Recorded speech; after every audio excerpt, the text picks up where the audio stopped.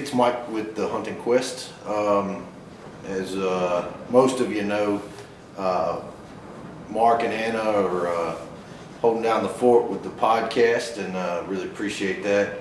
And while I'm out here in the Midwest, and I get to do some really awesome hunting.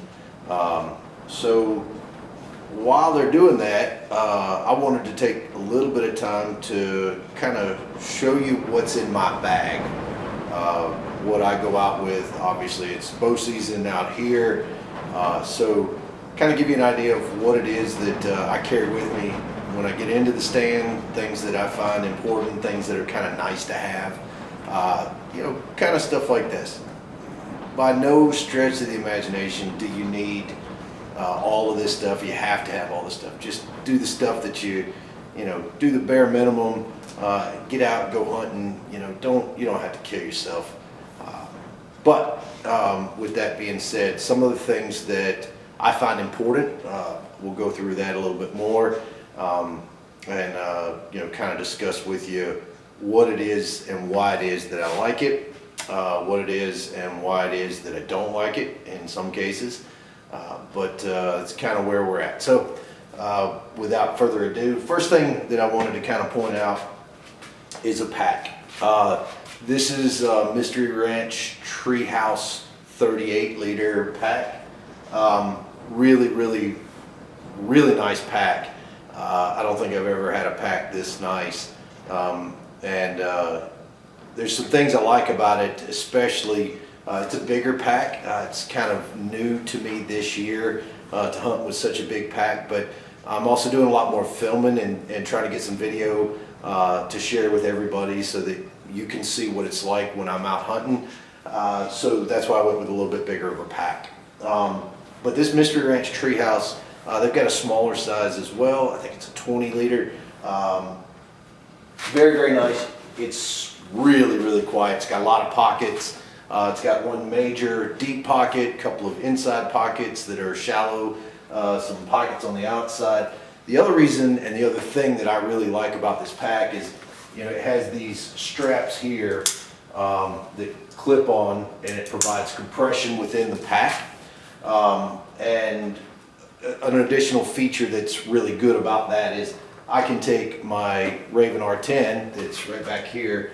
I can take that R10 and strap it on, and I can tote it in on my back instead of having to have a shoulder strap or anything like that. It's just all part of the gear. Really kind of leans you down a little bit. With that being said, big fan. It's really quiet. It's a little bit awkward, but I think that's mostly for me trying to get used to it because it's a new pack for me this year. Moving along, one of the other things that I find an absolute necessity. Moving along, one of the things that I find necessary is to have a good piece of rope. This rope is probably what I call a lifesaver for sure. One of the things about it that I like so much is we hunt in tree stands, so sometimes whoever put the tree stand up may have included a pull-up strap and may not have. You know, you can't blame somebody for forgetting about it. So what I do is I take this, and you know, it's about 30 feet, 550 cord with a couple of buckles attached to it, so you can see that. I clip it onto my pack. I climb up the stand, put the other side onto my belt loop, get up to the top, and then I can pull that whole pack right up.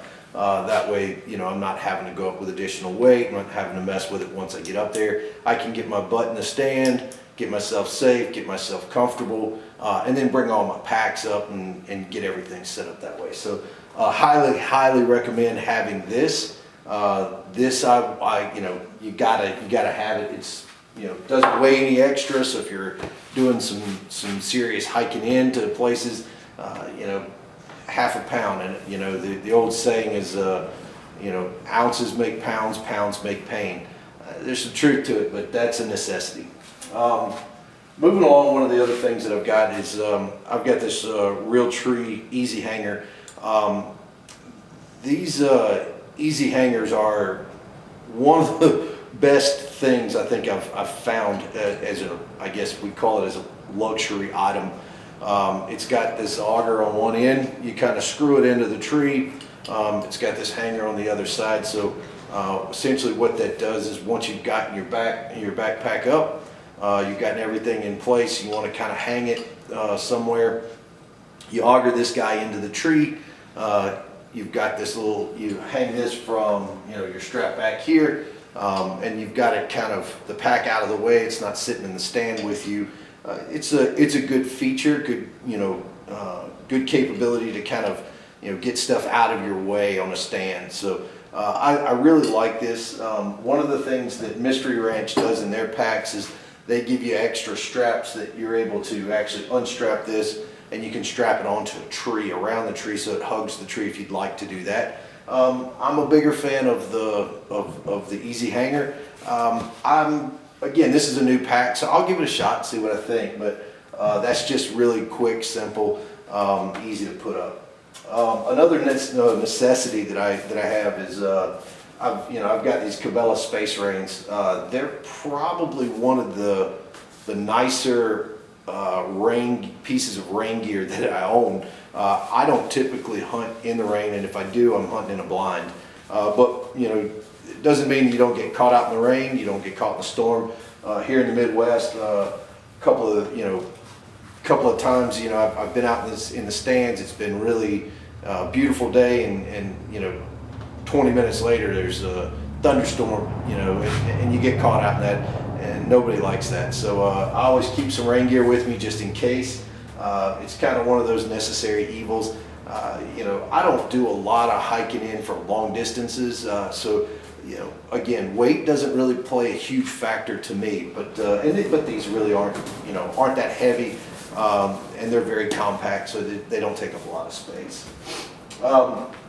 So that's kind of the necessities. One of the other kind of moving on as we go through the pack, kind of get into some of the things like the calls and stuff like that that I've tested, I've liked, and they go in my pack with me. One of them is this Nightingale, and it's called a Pack Rat. I've had this for a long time. It simulates a rattle, a buck rattle. It's kind of cool. It's really small, really compact. You don't necessarily have antlers hanging off the back of your pack, or you don't have to do anything with them. And that's a nice feature for me, because I found that antlers would, they had a tendency to get hung up on trees and branches and brush and things as I was going through getting to my stand or coming out of the stand. That just kind of made for some awkward situations sometimes where you kind of stuck there. So this little compact deal right here has been really nice. I find it very useful. It works, so big fan.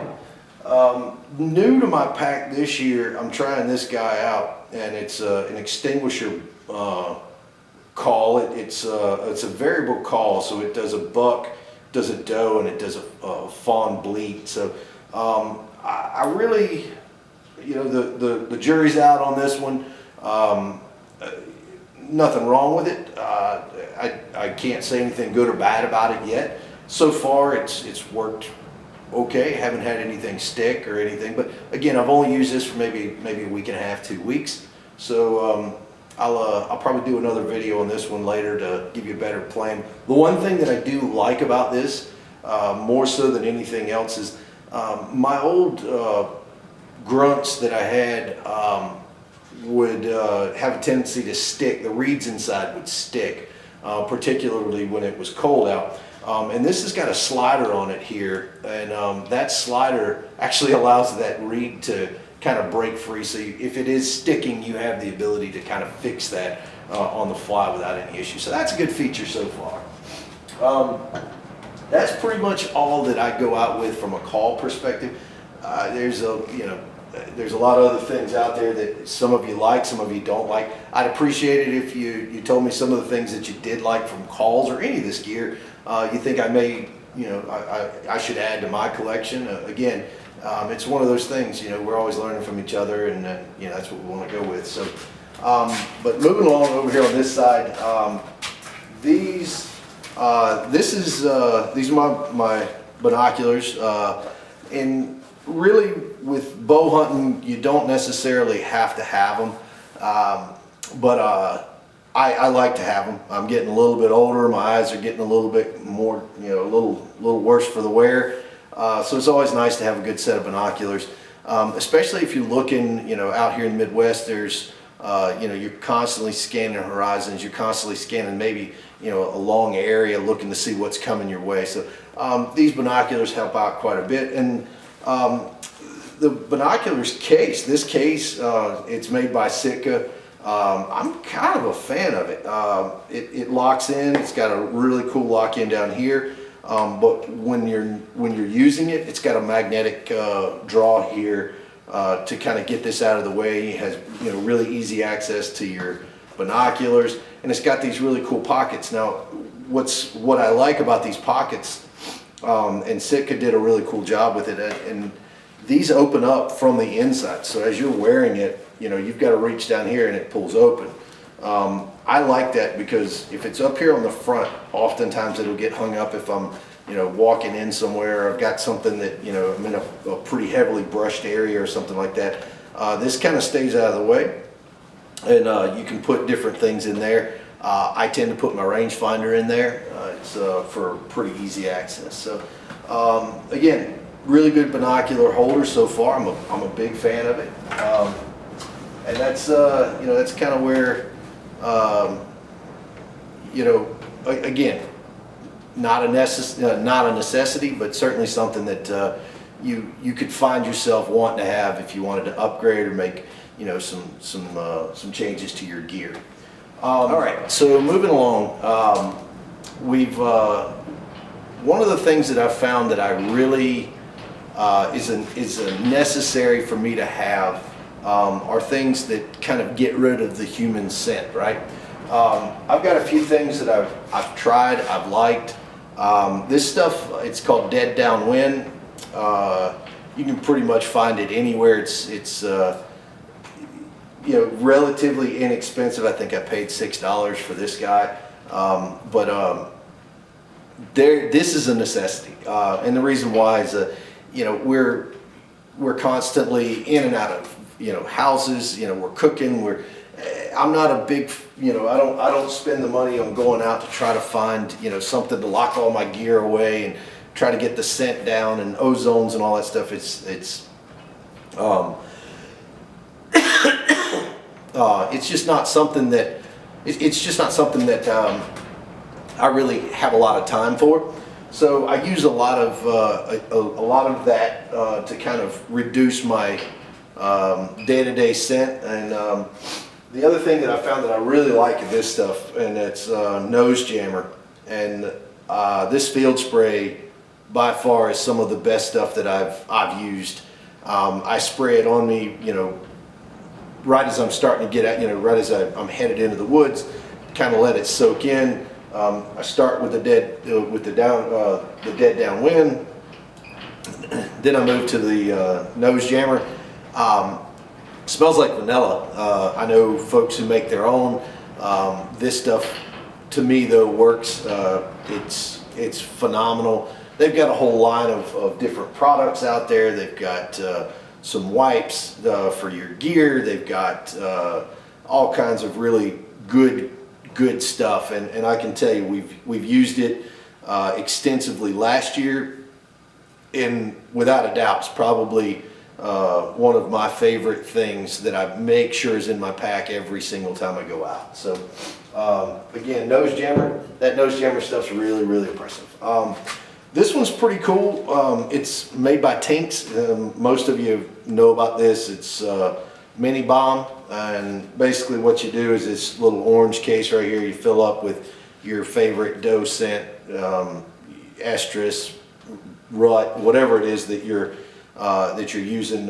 This came with a regular doe urine smell. So and what I try to utilize that for is it keeps, whether you hang it from a tree or wherever you're, when you're in the area that you're hunting, It has a tendency to kind of just provide a little bit more of a calming feeling. It's weird, but it calms down a lot of the stress that you see when deer come into your area, whether it's a food plot or your ladder stand that you're looking down over an area that typically they feed at. It's just gives them a lot of pretty calming aspect. But what you do is you fill this guy up. It's got a little draw to it, and you hang it up, and you're done. So it's a really cool find. I've been a really big fan of it.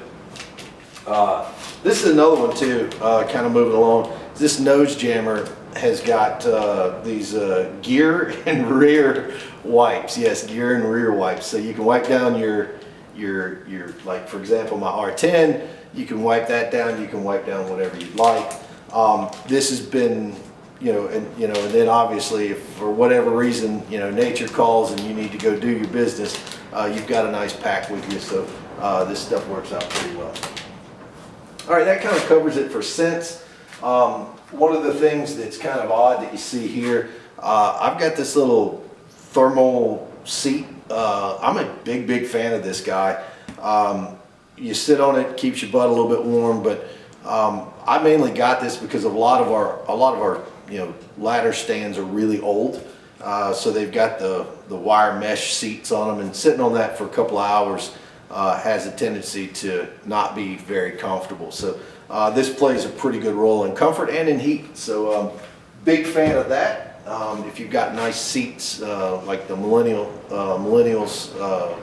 tree stands, you don't necessarily need it. But if you've got some of the older stands like we do, definitely recommend it. This is another really cool setup. Gerber makes this knife. It's a 3-part knife.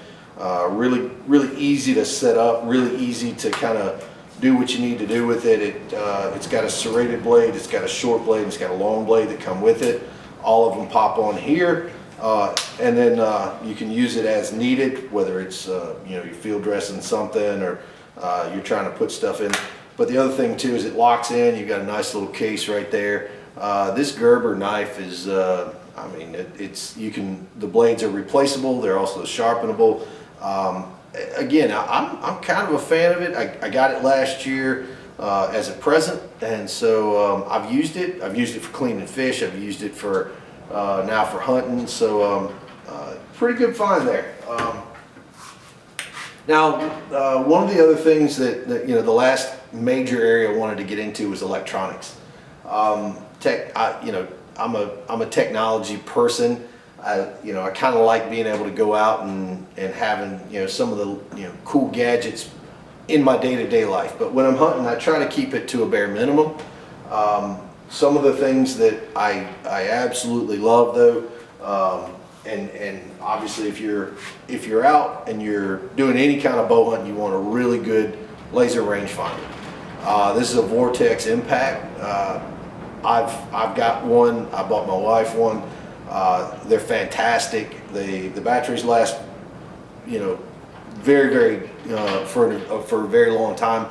I'm impressed with it for a laser rangefinder. Again, functionally it's great. The only downside to this one is the actual range when you look down at is these black lettering, and sometimes in darker type situations, whether it's first light or end of day or something like that, it makes it a little bit harder to be able to read what those ranges are. But again, if you're out and you're bow hunting, you know that you go out and you set up, all right, this is 20 yards, this is 30 yards, this is 40 yards, whatever it is. You get those predetermined while you can see. But first thing in the morning, that makes it a little bit tough. So if you're looking for that first light shot when the sun's coming up and you haven't really had a chance to range things, that's about the only true downfall that I've found with this. But all in all, it's very stable. I've dropped it out of tree stands, I've left it outside, and it still keeps on trucking. So durability is really awesome with that. The second thing that I wanted to kind of get into is lighting. When you're walking in or you're walking out, these headlamps are pretty cool. I'm a Milwaukee person, so you know, my toolbox is full of Milwaukee stuff, and this has been, you know, this just kind of came with it. I use this at home a lot, so picked it up. It's USB rechargeable, and it's got multi-function lights. I don't really like the super bright setting. You know, I try to make it as dim as possible so that I can see to get in. But so far this has worked out really, really well. I've had these for a while. The battery on this guy kind of died. I had to go get another one. That was unfortunate because I'd only had it for a year, but I think the fault with that was I didn't keep it charged, and that was my own issue. So we'll see, and more to come on that one. Another feature that I bring, I carry two lights with me. This is because I've actually had one of those lights turn on inside my bag while I was hunting, and you couldn't see it was on, or I had it tucked away in a pocket or something like that. And while I tucked it away, I turned it on and it went dead. So you know, trying to get out of the woods with your phone is kind of a pain. So that's why I carry two. This is just another little pin light. It's made by Milwaukee as well. Pretty stable, or pretty sturdy little guy. Really, really bright, and it also helps pretty well with tracking blood, things like that. That's one of the other items that I have that I haven't, I didn't bring out, but Primos makes a blood finder light that I use. I'm a big fan. It helps kind of show blood trails up a lot better. So there's that. The other item that I got as a present is this Zippo hand warmer. I didn't really think too much of it, and until I used it. And this little guy is amazingly warm. You can recharge it, and one of the features that I use more than I thought I would ever use is inside of this you've got some USB plugs. You can actually charge USB devices, say like your phone. We've all been out there when it's really cold and it just sucks the phone dead. So you can plug in your phone into this and charge it and keep it charged if you need to. So I'm pleasantly surprised with that, and overall the heat factor from it is really, really good. I definitely would make that as a recommendation for really, really cool stocking stuffers. So something to check out. Lastly, this little guy is kind of cool. I bring this with me. I just throw it in my pack. It's a mobile SD card reader. So when I'm going out, and some of our cameras we don't have cell service for. So what we use this for is the cameras that aren't on a cell phone service. You still got to kind of old school it, go in, check the chips, and see what's walked in front of your camera. So this guy right here really makes it easy, so you don't have to swap out SD cards. You can just plug your card in here, view what's on the on the actual SD card for that camera.